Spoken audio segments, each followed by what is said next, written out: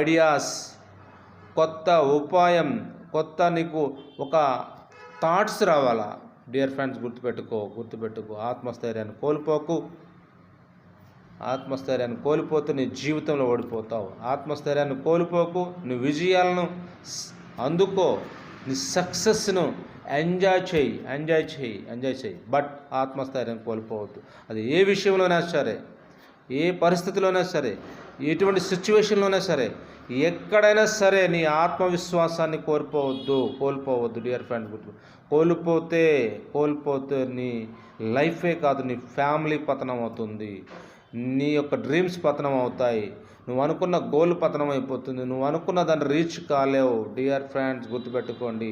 సంకల్ప బలం, ఆత్మవిశ్వాసం, ఆత్మధైర్యం, సెల్ఫ్ కాన్ఫిడెన్స్ ఖచ్చితంగా నీకు నువ్వే